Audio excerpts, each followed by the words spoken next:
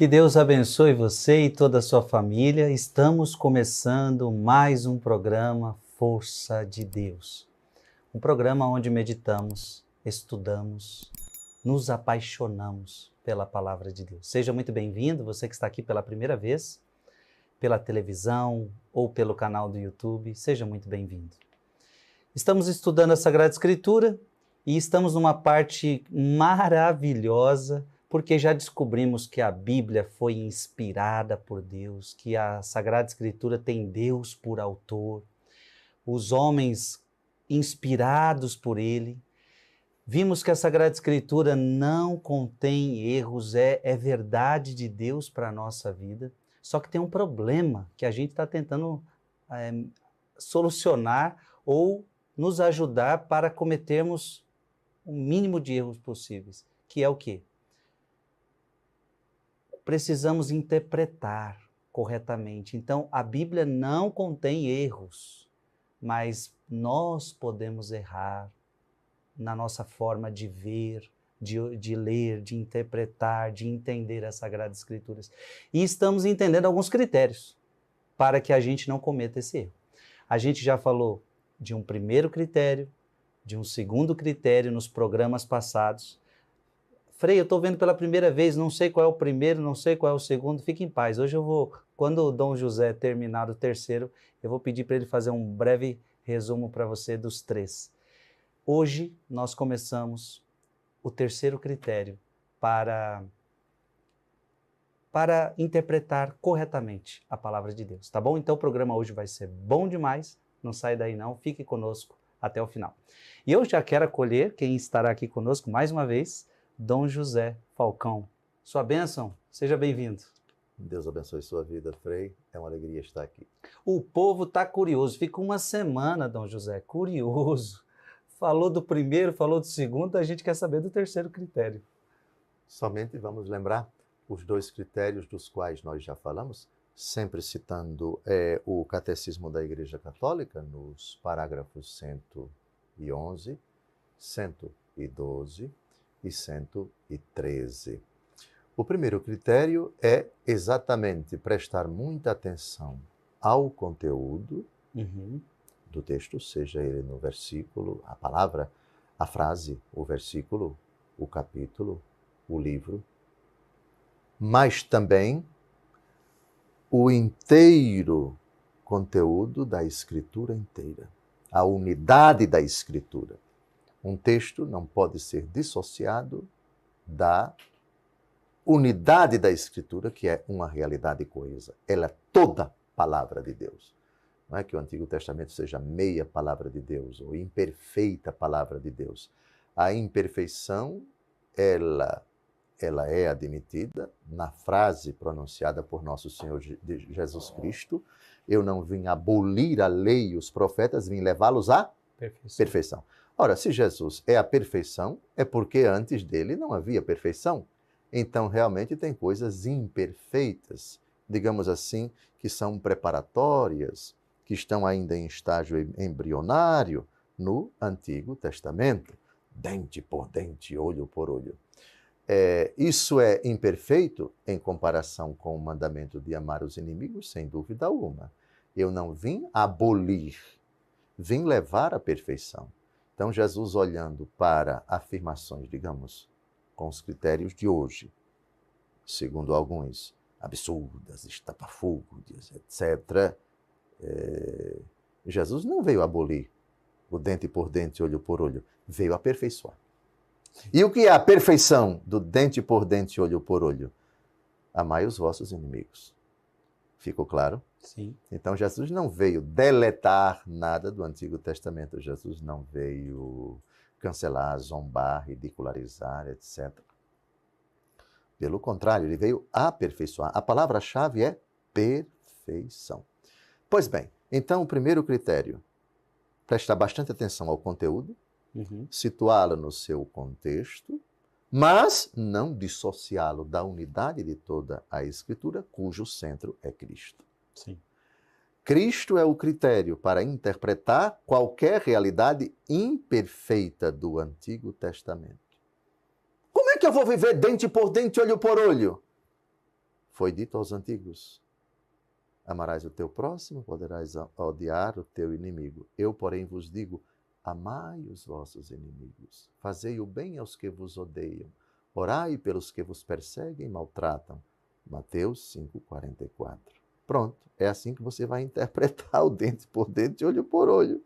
Eu não vim abolir a lei e os profetas, vim levá-los à perfeição. Não, mas está escrito lá. Está escrito de forma imperfeita naquela época, naquele contexto em que Deus permitiu que o povo extravasasse na sua mentalidade. Deus permitiu, atenção, era a mentalidade própria daquele povo. Naquela época era inconcebível amar os inimigos.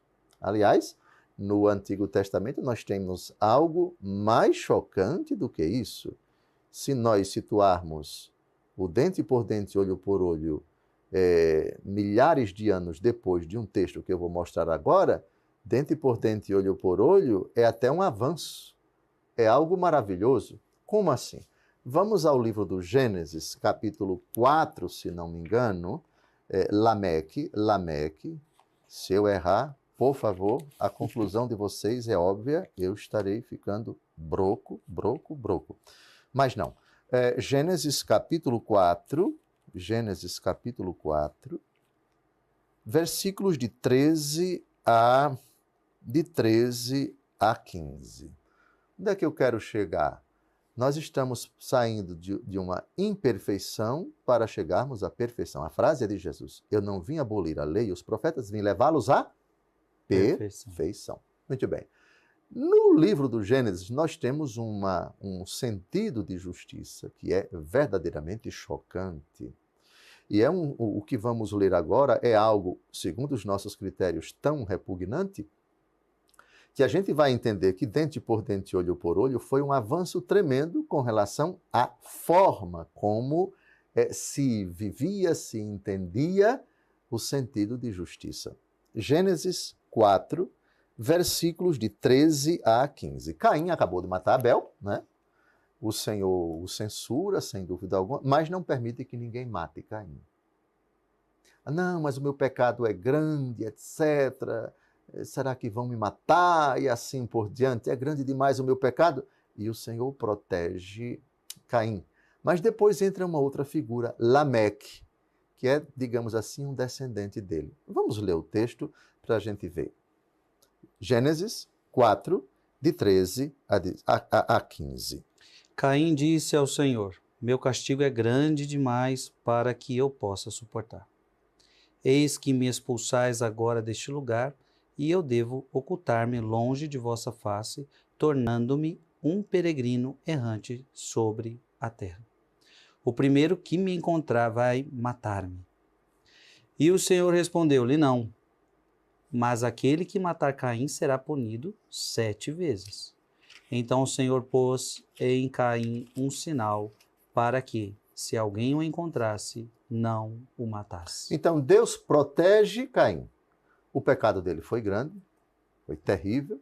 Ele agora está com medo, está apavorado, né? Achando que quem encontrá-lo vai matá-lo para vingar a morte de Abel, o seu irmão. Mas aí entra uma figura que é Lameque. Por favor, Lameque, versículos de 23 a 24. Veja a brutalidade, veja a irracionalidade, segundo os nossos critérios. Mas no tempo de Lameque, esse era o sentido de justiça. Claro, o que está escrito aqui é verdadeiramente imperfeito e vai evoluir para o dente por dente, olho por olho. Dente por dente, olho por olho é para um, né? Isto é, se alguém matar alguém da minha família, posso matar outra. Um para um, dente por dente, olho por olho, mas pau a pau, digamos assim, não é? Mas aqui não. Leia, por favor, Gênesis 4, de 23 a 24. Sente você, por favor, para não se chocar e não cair de costa. Lameque disse às suas mulheres: Ada e Sela, ouvi a minha voz. Mulheres de Lameque, escutai as minhas palavras. Por uma ferida matei um homem, e por uma contusão um menino. Se Caim será vingado 7 vezes, Lameque o será 77 vezes. É chocante? Uhum. Lembra quando São Pedro pergunta a Nosso Senhor, e aí é o extremo oposto disso. De onde Jesus tirou a palavra 77? Daqui. Daqui. Interessante. Daqui. Só que aqui é o contrário, né? São Pedro diz para Nosso Senhor, Senhor, quantas vezes eu devo perdoar o meu irmão? 7 vezes? Qual foi a resposta de Jesus? 70 vezes 7. Não te digo 7 vezes, mas 70 vezes 7. Veja, essa frase seria impensável no tempo de Lameque. Da mesma forma que a frase de Lameque, o pensamento de Lameque, seria impensável nos tempos atuais. Impensável por impensável, eu não vim abolir a lei e os profetas, vim levá-los à perfeição. E essa condução do Senhor Jesus, da imperfeição de Lameque, não foi da noite para o dia. Foi uma condução bem paulatina, que demorou muito tempo. Ah, mas por que Deus não fez logo? Porque o aluno, assim como uma criança, pergunte a uma mãe ou a um pai ou a um diretor de uma escolinha, uma criança com 4 anos de idade que coloca a sua mochila pela primeira vez, vai para o prezinho, para o jardim, sei lá. O que é que ele vai aprender? Ele não vai aprender teoria da relatividade, ele não vai aprender o assunto que é dado nas universidades. Não, ele vai aprender aqueles rudimentos, aquelas coisas básicas, vai brincar, vai desenhar. Uhum. De Lameque, 1 para 77, e esse é um sentido bem desproporcional de justiça. Não, quer dizer, à luz do cristianismo, é até absurdo dente por dente, olho por olho. Mas precisamos situar a mentalidade do tempo de Lameque. Por uma contusão, eu matei uma pessoa. Matei um menino, ou seja, se um menino, sem culpa, coitadinho, né, machucasse uma pessoa, ela estava autorizada a matar a criança. Nossa. Lembra? Sim, sim. Pois bem. E se alguém matar alguém da minha família, eu mato 77 da família dele. Essa era a mentalidade no tempo de Lameque. No tempo de Moisés, essa mentalidade ela foi refreada, mas não para o amar os inimigos. Não tinha isso. Então se chegou a um freio que já foi um avanço. A lei do talião. Talião vem de tal, tal, tal. Tal delito, tal vingança. Tal maldade que fazem contra mim, tal maldade que eu vou fazer do mesmo jeito para o outro. Daí vem a palavra talião. Então, Êxodo capítulo 21, Êxodo 21, versículos de 23 a 24. Mas se houver outros danos, urge dar vida por vida, olho por olho, dente por dente, mão por mão, pé por pé, queimadura por queimadura, ferida por ferida, golpe por golpe. Então vejam, as pessoas lendo isso daqui ficam chocadas, mas que absurdo, porque isso é incompatível com o mandamento de amar os inimigos. Amai-vos uns aos outros como eu vos tenho amado, amai os vossos inimigos, Mateus 5,44. Mas, se você olhar em comparação com Lameque, já é um freio. É um freio. E um grande freio. Um grande freio, ou seja, de 77 para 1, foi um freio. Mas por que ainda não... Calma. Lembra do exemplo da criança que ainda está no prezinho e depois vai para o 1º ano e assim por diante? Ela vai aprendendo aos poucos. Essa é a pedagogia de Deus. Educando aos poucos. E a educação, às vezes, significa, eu preciso dizer verdades profundas para esse povo. Mas eles não têm capacidade de compreender agora. Então, eu vou refreando, eu vou dando instruções de acordo com a capacidade que eles têm. Para mais para frente, eu dizer verdades profundas com o meu filho que vai se encarnar. Entendeu, Frei Gilson? Sim.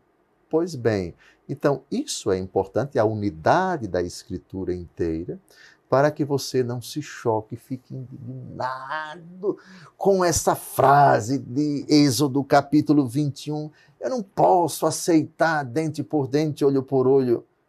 Mas se você voltar mais ainda no tempo e perceber no livro do Gênesis, capítulo 4, como era o sentido de justiça no tempo de Caim, no tempo de Lameque, você vai dizer, que avanço, meu Deus. E Deus pacientemente vai tirando essa mentalidade violenta do povo, mas com paciência, mas a conta-gotas, mas precisando do tempo. Quer dizer, a rigor Deus não precisa de nada. Nós é que precisamos, com o tempo, amadurecer. E o Senhor, com o passar do tempo, vai dizendo verdades que vão atenuando, que vão arrefecendo, aquilo que valeu por um certo tempo, mas que é fruto de um contexto bem remoto, inadmissível, e nosso Senhor vai freando, até falar do mandamento do amor. E é como se fosse também um freio ao pecado que a humanidade abraçou, né? Eu penso que ilustra essa evolução, essa necessidade de nós situarmos a Escritura inteira como o contexto no qual aquela afirmação, aquela lei, aquela prescrição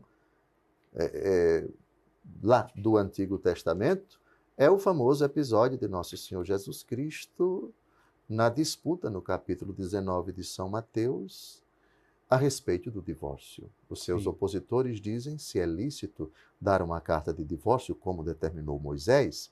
Isso está no capítulo 24 do livro do Deuteronômio. E leio, por favor, Frei, leia aqui o versículo 1. Para quem hoje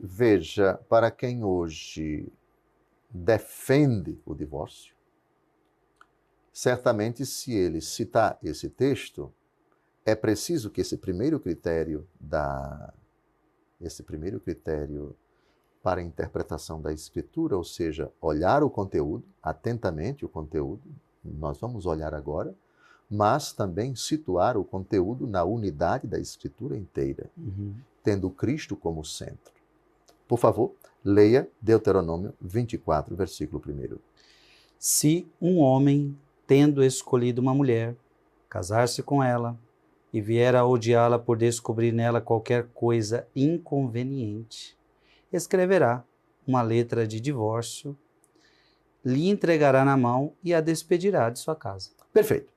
Então, você não pode pegar esse versículo e absolutizá-lo e dizer, eu casei no religioso lá com o Frei Gilson, depois briguei com ela, me enfezei, me abusei, etc. E vou pedir o divórcio. Né? E tem uma prova bíblica. Deuteronômio 24, versículo 1, que foi lida pelo Frei Gilson. A pessoa me dá uma palavra, exato, ela abre a palavra e sai Deuteronômio 24. Deus está deixando esse divórcio. Pois é. Aí vem esse critério. Calma aí, porque antes de Deuteronômio 24, você tem o livro do Gênesis. E depois você tem Jesus. Conteúdo, tudo bem, mas a unidade da Escritura inteira, que não acaba aí, que não para aí e que não começou aí. E também a frase de Jesus. Jesus é o centro de Deuteronômio 24, versículo 1. Aí você vai para Mateus 19. Moisés determinou isso por causa da dureza do coração dos homens, mas no princípio não foi assim. Aí Jesus volta para o princípio. Sim. Jesus volta para o princípio. O homem deixa seu pai e sua mãe e se une à sua mulher, de sorte que já não são dois, mas uma só carne. Aí Jesus acrescenta, o que Deus uniu, o homem não separe. Portanto, a questão do divórcio na Escritura não pode ser apresentada e resolvida e finalizada apenas em um versículo, Deuteronômio 24, versículo 1, porque já temos aqui, o que é que acontece no tempo de Moisés? O homem tinha a sua mulher, por qualquer motivo ele se abusava dela. Não quero mais não. E aí ele a rejeitava e ele passava a ter uma segunda mulher, uma terceira mulher, uma quarta mulher, uma quinta mulher. Isso era um sofrimento para ela. Então, para sanar um mal maior, optou-se por um mal menor. Dê a carta de divórcio e deixa ela seguir o seu caminho, para ela não ser humilhada, desmoralizada, enfim. Às vezes ela casava com um homem violento, truculento, que a agredia e tal. Ela não podia sair de casa, era espancada e assim por diante. Então foi uma lei provisória, introduzida por Moisés, para evitar um mal maior. Uma bagaceira, um assassinato, enfim, hoje diríamos um feminicídio, né? Pois bem, então é preciso situar Deuteronômio 24, versículo 1, numa história que teve origem lá atrás, e é preciso interpretar o que está lá atrás, livro do Gênesis, com esse texto Mateus 19. E Mateus 19. Ficou claro? Muito claro, muito claro. O primeiro critério. O segundo critério é precisamente a tradição viva da igreja. Não é? É a Escritura interpretada pela igreja. De novo, eu lhe peço aqui, Atos dos Apóstolos, capítulo 8, o episódio do eunuco da rainha de Candace e o diácono Filipe. Esse texto parece que Vossa Reverendíssima já leu, mas é bom ler de novo para ilustrar o segundo critério. Leia Atos, capítulo 8, versículos de 29 em diante. O Espírito disse a Filipe: aproxima-te para bem perto deste carro. Filipe aproximou-se e ouviu que o eunuco lia o profeta Isaías e perguntou-lhe: porventura entendes o que estás lendo? Respondeu-lhe: como é que posso, se não há alguém que me explique? E rogou a Filipe que subisse e se sentasse junto dele. Pulemos os versículos 32 a 33, porque é a citação literal de Isaías 53, de 7 a 8, e leia agora versículos 34 e 35. O eunuco disse a Filipe: rogo-te que me digas de quem disse isto o profeta, de si mesmo ou de outrem? Começou então Filipe a falar e, principiando por essa passagem da Escritura, anunciou-lhe Jesus. Pronto, aqui a figura de Filipe representa a tradição da igreja. A tradição vem de tradício. Tradício é aquilo que é transmitido. Aqui é uma pessoa humana que pega a Escritura, no caso Isaías 53, e vai explicando para o eunuco. E o eunuco diz com todas as letras: como é que eu posso entender se não tem quem me explique? Portanto, entre a Escritura e a Senhora, temos 2000 anos de cristianismo, temos excelentes intérpretes da Escritura, a tradição viva da igreja. Mais para frente vamos falar do magistério, que é a terceira fonte, mas por enquanto ainda estamos no segundo critério. Então, a Escritura com a grande tradição viva da igreja, na qual o Espírito Santo suscitou tantas e belíssimas intuições que ficaram por escrito.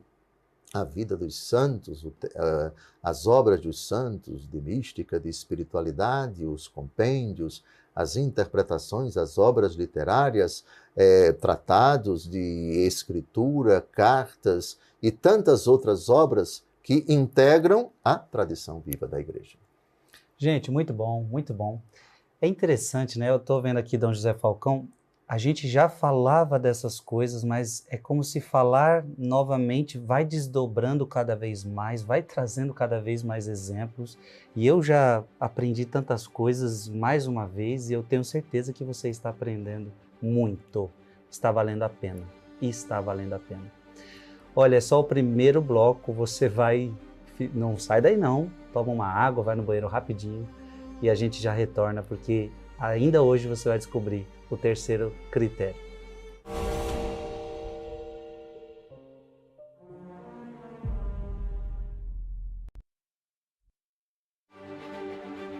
Estamos de volta, programa Força de Deus. Estamos estudando a palavra, lembrando que estamos fazendo uma introdução para o que ainda vamos tratar neste programa, que são as parábolas de Jesus. Vamos começar pelas parábolas de Jesus, para você entender cada uma delas, rezar com cada uma delas.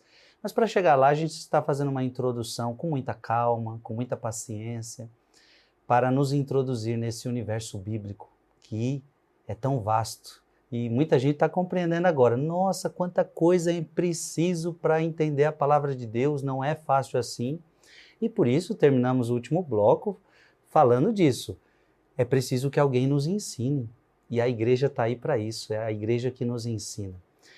Nós agora vamos para o terceiro critério, porque já ouvimos bem. Primeiro, o segundo critério para interpretarmos bem a palavra de Deus.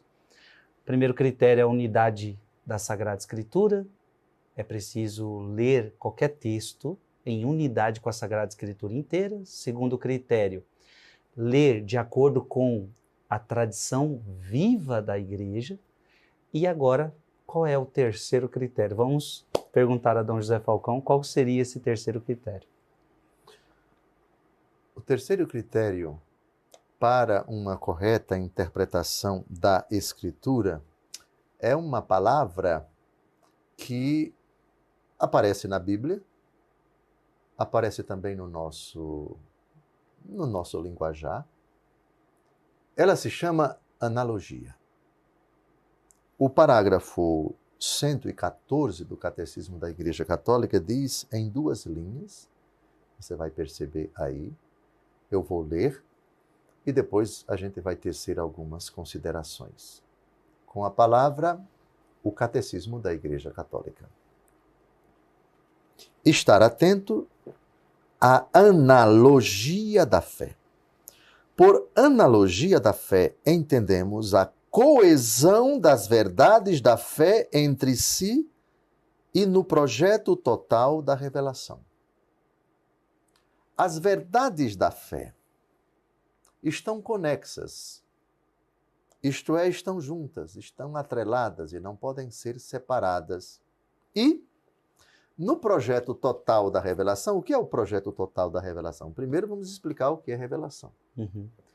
A revelação, ela é o conjunto de manifestações de Deus em favor da criatura, e especificamente da criatura humana. A criação é uma manifestação da revelação de Deus. Deus se revela criando. Faça-se a luz, depois Deus vai fazendo todas as criaturas, no 6º dia faz o homem. Deus se revela como Criador e revela-se à criatura, falando com ela, as primeiras manifestações de contato de Deus com a humanidade, Adão e Eva. Não comais do fruto da árvore da ciência, porque no dia em que comerdes morrereis. Onde estás, Eva? Ouvi a tua voz, Adão, ouvi a tua voz, os teus passos no jardim, me escondi, porque eu estava nu. O diálogo dele com a serpente, etc. Depois vem os outros episódios, pulemos para Noé, depois pulemos para Abraão, depois a história da salvação que se desdobra com Isaac e com Jacó, com as 12 tribos, os 12 patriarcas. Depois você tem o povo no Egito, 430 anos depois. Vem Moisés, vem as pragas do Egito, o povo libertado por Deus peregrina para a terra prometida, passa antes 40 anos no deserto, toma posse da terra. Toda a história do Antigo Testamento, Israel conquista a terra, o período dos juízes, o período dos reis.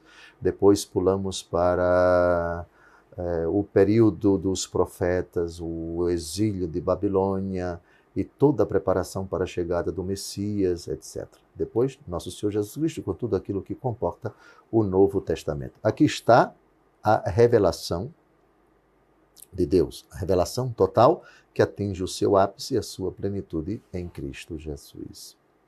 Pois bem, todas as verdades da fé que nós professamos, vamos colocar aqui as verdades que estão no credo.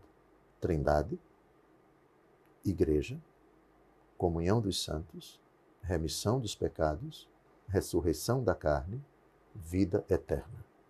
No credo, nós temos o compêndio, a síntese das principais verdades da nossa fé. Analogia significa essas verdades todas estão intrinsecamente ligadas, de sorte que você não pode separá-las. Eu vou dar alguns exemplos, Frei Gilson, para a gente entender por que a analogia da fé ela é um elo tão forte que impede, estritamente falando, que a Igreja Católica se desagregue, se esfarele, porque uma verdade supõe a outra, está ligada com a outra. Cristologia, Cristo, Igreja, Eucaristia, os demais sacramentos, purgatório, céu, inferno, etc. Todas essas são verdades que nós professamos, ok? Essas verdades, elas não podem ser tiradas do contexto da inteira revelação, porque elas supõem e exigem outras verdades. Por isso, determinadas pessoas dizem Cristo sim, Igreja não. Igreja sim, confissão não. Comunhão sim, casamento não. Ou batizado sim, crisma não. Batizado e crisma sim, casamento não. Sei lá. Você começa a dizer, não, eu quero apenas esses pedaços, eu quero apenas essas realidades. Não existe isso na igreja. A analogia da fé significa, e aí uma pergunta, um diálogo bem simples, bem educado com determinadas pessoas. Eu batizo meu filho na igreja, mas me confesso somente com Deus. Um exemplo bem simples. Então, ele não abre mão, batiza o filho na igreja católica, mas se confessa com Deus. E se confessa com Deus e comunga.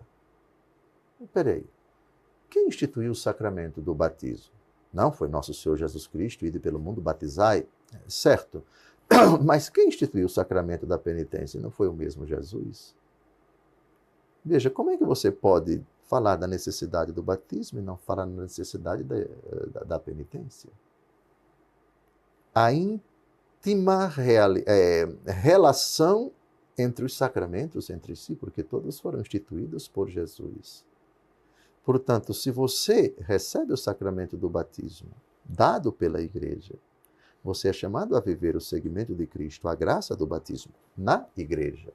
Batismo sim, mas eu celebro a minha fé, o meu seguimento de Jesus é em casa. Mas você é membro da igreja? São Paulo, na 1 Coríntios capítulo 12, diz, nós, embora sendo muitos, formamos um só corpo. Um membro não pode dizer ao outro, eu não preciso de você. Então veja, a verdade da necessidade do batismo e a verdade da inserção no corpo eclesial. E essas duas realidades vão chamando outras. Porque você é batizado e é membro da igreja, mas a igreja vive da Eucaristia. Como é que você pode sustentar? Pertence à igreja? Pode, não há razão que impeça, porque você não está em estado de pecado mortal, de se confessar, de comungar. Certo, tudo bem. Batismo sim, igreja sim, comunhão sim, o Senhor me convenceu, mas eu rezo diretamente a Deus, eu não preciso dos santos. Ah, você reza o credo? Rezo. Então você crê na comunhão dos santos? Você crê também que os outros membros, e você é um membro da igreja, os outros também estão unidos, uma só fé, um só Senhor, um só batismo, como diz o apóstolo Paulo? A sua fé é a fé dos seus irmãos, que também são membros da igreja.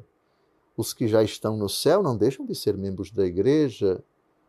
A intercessão dos santos, a devoção aos santos, a veneração aos santos. Como é que você pode dizer somente eu e Jesus? Se o apóstolo Paulo diz que aquele que é batizado, e você foi, aquele que recebe o corpo de Cristo e você recebe, é membro da igreja, irmãos, rogai por nós, etc, etc. Então veja que a analogia da fé vai juntando todas as verdades, e se você situar uma única verdade, ela está inserida num universo de muitas realidades, de muitas verdades que nós professamos, de muitos dogmas que nós, que nós reputamos verdades intrínsecas. Ou seja, Deus, tá bem, é uma verdade? É. Eu creio em Deus. Está certo, mas está incompleto. Esse Deus é Pai Todo-Poderoso? Ah, Então, seu relacionamento com Deus é um relacionamento de filho para com o Pai. Você crê em Jesus Cristo, que é o Filho dele? Porque se você não crê, você não é cristão. Você pode ser até um judeu ou qualquer realidade. Se a fé em Deus, a analogia da fé leva você a professar, creio em Deus, mas isso é imperfeito porque tem outras verdades a respeito de Deus. Ele é Trindade. E a Trindade, o Cristo, que é a segunda pessoa da Trindade, ele se encarnou. E ao se encarnar, ele nasceu. E depois ele cresceu, e ao crescer ele pregou, e ao pregar ele instituiu sinais sensíveis da graça, instituiu uma igreja, foi vontade dele, edificarei a minha igreja, e a essa igreja ele concedeu sacramentos, e um sacramento não pode ser concebido sem o outro. Como é que você que é batizado diz que se confessa, etc., e não quer casar no religioso, quer viver maritalmente como duas pessoas? Entendeu, Frei Gilson, como as realidades elas vão se atrelando às outras? Portanto, a analogia da fé é isso. Bíblia e Eucaristia. Somente Bíblia, não. Capítulo 6 do Evangelho segundo Mateus. E todos serão ensinados por Deus. Jesus disse, o mesmo Jesus que disse ao diabo, nem só de pão vive o homem, mas de toda a palavra da boca de Deus, ele fala da necessidade da Bíblia. Certo, mas Jesus não falou somente isso. O pão que eu hei de dar é a minha carne para a vida do mundo. Meu corpo é verdadeiramente comida. Portanto, Bíblia e Eucaristia, nos discursos de Jesus, ainda que Jesus tenha falado da Bíblia naquele contexto e na Eucaristia naquele outro contexto, aliás, no capítulo 6 do Evangelho segundo João, Jesus fala a beleza do capítulo 6, hoje os exegetas dizem, o capítulo da promessa da instituição da Eucaristia. Há uma cadência no capítulo 6, onde Jesus, ele é pão em 3 sentidos. Pão em 3 sentidos. Primeiro, Jesus, ele mesmo, a sua pessoa é pão. Mais para frente, no capítulo 6, ele vai falar, ele é pão enquanto ensino, enquanto palavra, e todos serão ensinados por Deus. E o terceiro sentido, carne. Ele fala de pão em comparação com o maná. Ele é o pão, a pessoa dele, nosso alimento, o contato com a pessoa de Jesus, meu Senhor e meu Salvador, alimento para a minha vida. Então, Jesus é pão enquanto pessoa gloriosa ressuscitada na nossa vida. Depois, ele é pão enquanto palavra que nos ensina, ensinamento. Cristo pessoa, Cristo ensinamento, Cristo Eucaristia. Então, quando uma pessoa diz palavra de Deus sim e Eucaristia não, analogia da fé, segundo a palavra de Jesus, a pessoa dele é indissociável com a palavra dele. E é indissociável com a Eucaristia, que é o corpo dele. Entendeu aqui sim. Essa realidade? Então, analogia da fé é isso. Não, olha, nós celebramos a missa, mas nós não vamos rezar pelos falecidos. Epa, aqui você já tem uma outra questão. A oração é apenas pelos vivos? No segundo livro dos Macabeus, já temos uma prova do sacrifício que é mandado celebrar em favor daqueles que morreram piedosamente. E no Novo Testamento nós temos orações também pelos mortos. O apóstolo Paulo rezando pela família de Onesíforo e pedindo pelo descanso eterno dele. Depois, Apocalipse capítulo 14, versículo 13, que os mortos que morreram no Senhor descansem em paz, pois suas obras os acompanham. Que direito você tem? Baseado em que a Eucaristia é somente pelos vivos? Quem está no inferno não adianta oração, porque de lá não vai sair. Quem está no céu não precisa de oração, porque já alcançou a felicidade sem fim. Ora, se nós rezamos pelos falecidos, Cristo, batismo, palavra, Eucaristia, oração pelos mortos, purgatório, todas as verdades da fé, elas de alguma forma se atrelam, se entrelaçam. Entendeu o que é a analogia da fé? Sim, sim. Dom José Falcão, isso é maravilhoso. Você está recebendo um conteúdo muito importante e eu creio que muito atual nos dias de hoje. Por quê? A gente percebe que as pessoas estão pegando da igreja só o que ela quer, só o que lhe agrada. Então, as coisas que me agradam, as coisas que me beneficiam, eu pego da igreja. Como o senhor tão bem citou, eu quero batismo, então o batismo.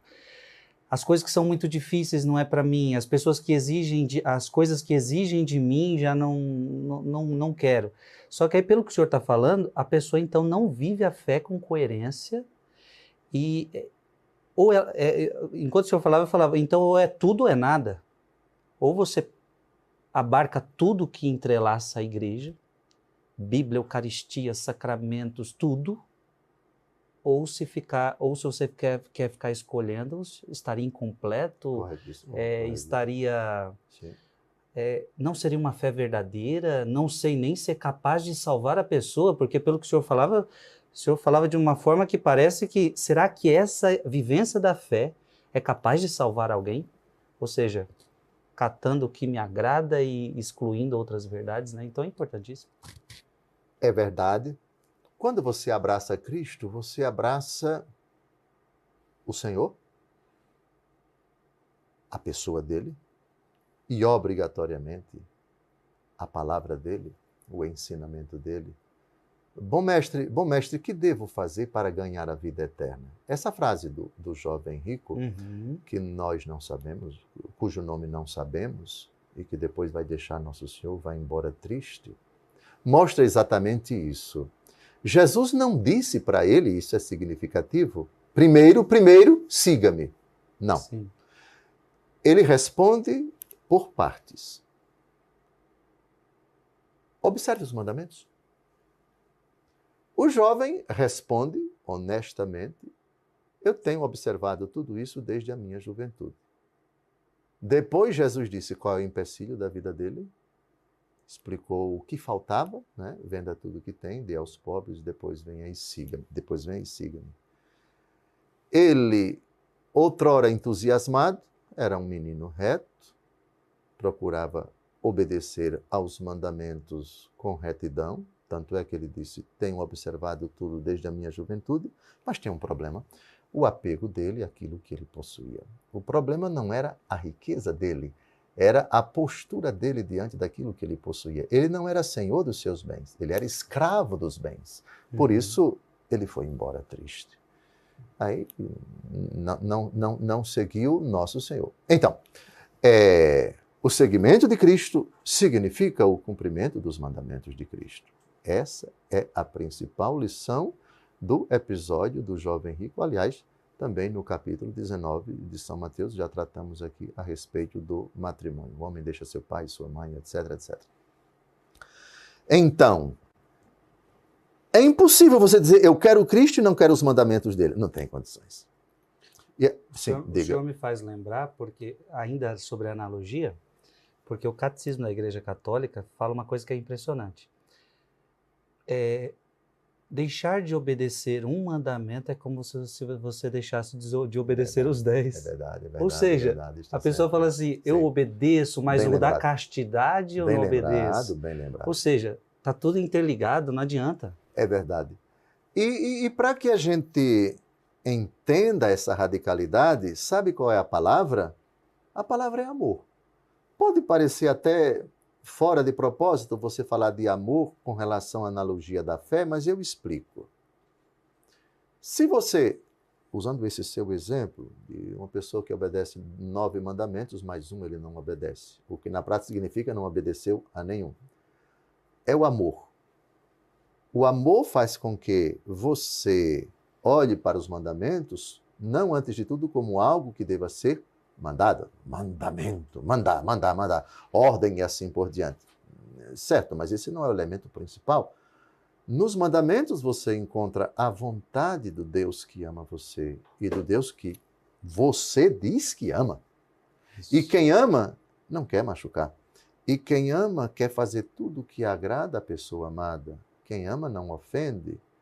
Então, no não e são muitos, dos 10 mandamentos: não matar, não pecar contra a castidade, não roubar, não levantar falso testemunho, não cobiçar a mulher do próximo, ou o homem do próximo, não cobiçar as coisas ali. Não, não, não, não, não, não, não, não, não, não, não. Eu não gosto de ouvir não. Bom, então você nunca amou nem vai amar. Porque quem ama não quer ofender a pessoa amada. Quem ama não quer insultar a pessoa amada. Quem ama não quer decepcionar, não quer frustrar, não quer... Então, o não é também uma expressão do amor. E é nessa perspectiva que temos que ver os nãos dos mandamentos da lei de Deus. Portanto, não, mas eu amo Jesus. Certo. Qual é a vontade de Jesus para a sua vida? Há os mandamentos. Então, não dá para você separar Jesus da observância dos mandamentos. Ah, então eu só vou cumprir os mandamentos. Calma, a coisa não é assim, porque Jesus, em outra ocasião, diz: quem crê e for batizado será salvo. É preciso crer nele e é preciso ser batizado para se salvar. Não é somente a pessoa de Jesus. Ela é essencialmente, mas Jesus tem umas exigências. Compreendeu como a analogia da fé começa a, digamos assim, no bom sentido, amarrar você com realidades comprometedoras que decorrem da pessoa de Jesus. Fantástico. Entendeu? Ou seja, não existe Jesus sem mandamentos, não existe Jesus sem palavra, não existe Jesus sem igreja, não existe Jesus sem sacramento. E aí no mundo de hoje é muito comum escutar: ah, não importa a igreja que você participe, o importante é que você esteja feliz, não importa se está casado ou não, o importante é que você esteja feliz. Isso é muito comum a gente escutar, o que a gente está conversando aqui é muito comum. É verdade, já escutei isso várias vezes e veja, partindo da pessoa de Jesus. E outra coisa, quem prova a você que Jesus existiu? Quem prova a você que Jesus disse isso, que Jesus disse aquilo outro? Jesus sem Bíblia? Não dá para você provar. Mas, sim, Bíblia sim, mas igreja não. Epa, prove que ela caiu de um paraquedas. Prove que ela caiu prontinha do alto do céu. Isto é, obra e iniciativa puramente de Deus. Aí entra uma outra realidade. Igreja. Como isso daqui se formou? Ainda vamos ver. Ainda vamos ver a formação do cânon bíblico, como ele foi se formando, Antigo Testamento, Novo Testamento, e depois a igreja que bate o martelo no bom sentido e define dogmaticamente a relação dos livros inspirados, e depois porque essa divergência entre Bíblia católica e Bíblia protestante, etc. Ah, tá bem, Cristo, Palavra de Deus, igreja. Vamos parar por aqui? Dá não para parar, porque Jesus instituiu uma igreja e conferiu poderes a ela, e instituiu os sacramentos. Então, vamos parar com Cristo, Bíblia, igreja e sacramentos? Dá não para parar, meu filho, porque tem verdades que há de se professar, que não podemos ignorar. E isso é exatamente a analogia da fé. Ô, Dom José, aproveitando, falta pouquíssimo tempo para a gente terminar esse programa, acontece uma coisa muito grave hoje em dia também. A pessoa, então, começa a viver, isso eu quero porque me agrada, mas comungar não preciso tanto, casar não preciso tanto, aquela coisa, ela não faz essa entrelaçamento. E às vezes ela vai pedir conselho para um padre. E às vezes o padre acaba... Não, se você se sente bem assim, parece que a coisa fica mais complicada ainda, né? Ou seja, a pessoa já está perdida, já está bagunçada a sua vida, e de repente chega alguém que fala, não, pode ser assim. Ah, bom, um mau conselheiro, uma má orientação, uma má direção espiritual, isso tem um efeito nefasto na vida de uma pessoa, não é? São Paulo, no prólogo da carta aos Gálatas, faz uma advertência tremenda. Quem pregar um evangelho diferente daquele que eu anunciei, seja anátema. É uma ameaça tremenda. E qualquer pessoa, e ninguém está isento, excluído dessa advertência. Na condição de representante de Deus, qualquer batizado, mas particularmente os ministros sagrados, no exercício da palavra, seja na orientação espiritual, seja na confissão, seja na homilia, na catequese, qualquer manifestação, deve ter a consciência de que não pode dizer aquilo que ele pensa, mas aquilo que é o ensinamento do Senhor na Escritura e na orientação da igreja, na doutrina da igreja. Infelizmente, essa orientação, quando não condiz, quando não se insere na analogia da fé, nas verdades que nós devemos professar, isso causa um prejuízo, um dano tremendo no coração de uma pessoa que fica subvertido, que fica pervertido, que fica mal instruído, e isso é verdadeiramente condenado pelo Senhor.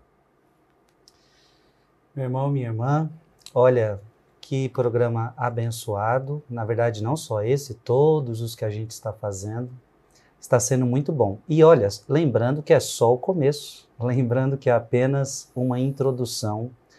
E eu tenho certeza que esta introdução está esclarecendo tanta coisa, vai colocando as coisas no lugar.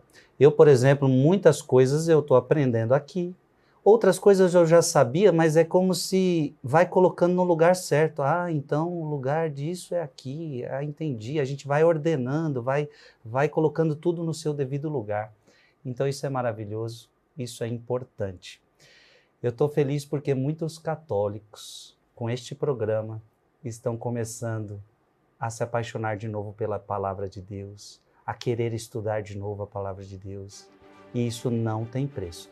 O nosso coração, Dom José, fica abrasado aqui, viu? O meu fica.